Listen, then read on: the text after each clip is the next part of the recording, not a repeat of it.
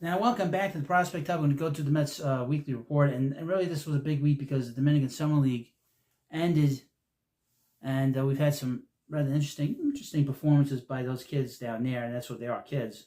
But before we get into this video, I need you to hit the subscribe button. Of course, like this video. Let me know what you think. This is from Mesmerized. Elian Pena flashes first. Elian Pena finishes and a flash his first pro season. The DSL coming to an end this past week. Top international prospect Elian Pena is officially done with his first professional season. His season started in the worst way imaginable, going 0 for 26, but he rebounded in a huge way. His final numbers were outstanding as he finished with a slash line of .292 at batting average, .421 slugging on base percentage, .528 slugging percentage for a .949 OPS with 9 home runs, 33 RBIs, and 21 stolen bases. The 17-year-old has a bright future in the Mets organization and will look to keep the momentum going in 2026 when he could be playing stateside. I would say he will be playing stateside because they're going to want to challenge him. He's got a good left-handed swing, too. AAA. The Syracuse Mets had a rough series against the Indianapolis Indians, dropping 4 of 6 games to lose the series. Mets have now dropped 2 consecutive series and are 33-18 in the second half and 64-62 overall. Ryan Clifford had his best week yet in AAA, going 5 for 13 with 2 home runs. Clifford maintains the minors' home run lead with 26 and has an .840 OPS in 10 games with Syracuse. Jared Young also shined with a team-leading 9 hits and 18 at-bats. He recorded 3 doubles and 2 home runs as he raised his season OPS to .964. Jonah Tong's second start in AAA was nothing short of brilliant as he tossed 6 scoreless innings with 8 strikeouts. Tong has yet to allow a run in 11 2/3 innings or 2 starts since being promoted, so he's going to be pitching on Friday for the Mets against the Nationals. Against the Marlins. Tyler McGill impressed in another rehab start, allowing just a hit and a walk in 5 scoreless innings. He struck out 4 in the effort, and he continues to look good on the mound and his rehab. Double-A. The Binghamton Roan Ponies split their 6-game set with the Sea Dogs, being outscored 31-26. The Roan Ponies, like the Syracuse Mets, are also 33-18 in the second half and 78-40 overall. Jacob Reimer had an excellent week at the plate, going 8 for 17 with 2 doubles, a triple, and 2 home runs. He had 3 walks and a stolen base while driving on his team-high 5 runs. Reimer has become very comfortable at the Double-A level, now owns an .857 OPS in 46 games. A.J. Yoon recorded a whopping 12 hits and 27 at-bats over 6 games this series, recording 5 doubles, 2 walks, and 4 stolen bases. Yoon's 5 runs were the most on the team as he raised his Double-A OPS to .895 over 12 games. Ken Parada had a strong series with the bat, going 6 for 20 with 2 doubles and a home run. Parada continues to provide optimism and a rebound season as he owns a .760 OPS on the year. Early in the season, his OPS were in the 400s. So to see that he's finishing up strong is a good start for him. And it's a real first success in professional baseball, as he's not a prospect anymore, I don't think. Just to see what the Mets do with him in the offseason. R.J. Gordon delivered one of his best starts this season, pitching 7 scoreless innings with 7 strikeouts. It was just Gordon's 7th appearance in Binghamton. He owns a 3.29 ERA with the club. Jack Winger also provided a quality start, allowing 2 runs in 6 1/3 innings. Winger allowed 7 hits and a walk while striking out 7, so his ERA dropped to 2.73.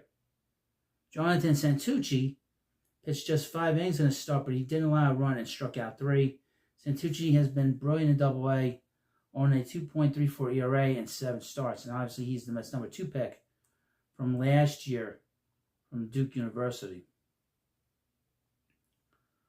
High A Brooklyn. The Brooklyn Cyclones lost 4 of 6 games against the Aberdeen Ironbirds in the latest series. The Cyclones are now 22-32 in the second half and 68-52 overall. It was generally a rough week at the plate for Cyclones batters, but not for Trace Wilhoit, who has been consistently great all season, mostly for Low A St. Lucie. Wilhoit went 5 for 16 with a double and a home run, the only long ball from Brooklyn in the series. He stole a base and scored 4 runs, raising his high A OPS through 10 games to .994. Colin Houck was the only other batter to have a respectable series, as he went 4 for 17 with a double and a triple. He also walked twice and drove in 2 runs. It's been a struggle for Houck since joining Brooklyn, and he has just a .574 OPS in 45 games with the team.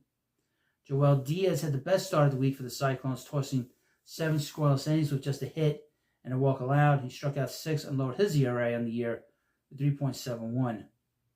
Well, Watson also had scoreless outing, his over 6 innings, and it led to a promotion to Double-A Binghamton. And Watson's start, he allowed just a hit, 2 walks with 5 strikeouts. In 14 games with Brooklyn, he owned a sparkling 1.70 ERA.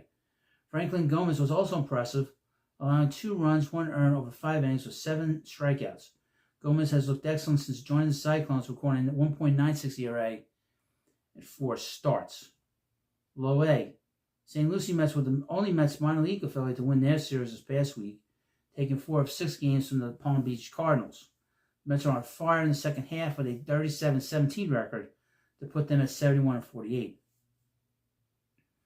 Undrafted free agent John Bay had a scorching week at the plate, earning him a promotion to High A Brooklyn. Bay went 10 for 20 with a double, 2 home runs, and 10 RBIs. Bay has done nothing but hit since joining St. Lucie, and he leaves for Brooklyn with a 10.57 OPS. Diverson Gutierrez had a good week at the plate, going 5 for 15 with 2 doubles, 4 RBIs, and 4 walks to no strikeouts. He scored 5 runs and raised his OPS for the year to 682. Channing Austin also looked good with 2 appearances and 1 start, which he tossed 3 scoreless innings. He allowed just a hit and a walk, also hitting a bat, and he struck out 2. Austin now has a 4.43 ERA in 19 games. And of course, here we have the DSL Mets. Both DSL squads played just 1 game this week as their season came to a close. The orange team won to improve to 31-25, while the blue team lost to drop to 19-37. And that's pretty much it. That's the story. Player of the week. On the offense, we had John Bay, an outfielder with St. Lucie. John Bay came out of seemingly nowhere for the St. Lucie Mets, signed as an undrafted free agent out of Austin, PA. Bay went 10 for 20 with a double, 2 home runs, and 10 RBIs. The minute he joined the team, he hit, and now he's been rewarded with a promotion to the Brooklyn Cyclones. On the pitching side, Joel Diaz is not a notable prospect, on a 3.77 ERA professionally, including a 3.71 ERA this season. But his latest start was as dominant as you can get. He allowed just 2 base runs and no runs in 7 innings. By far his best outing of the year. So, you let me know what you think about this video and what's going on in the Mets farm system. They're ranked number 1 by ESPN. So this is a major upgrading for this team and this franchise. So thank you for watching, and I'll see you later.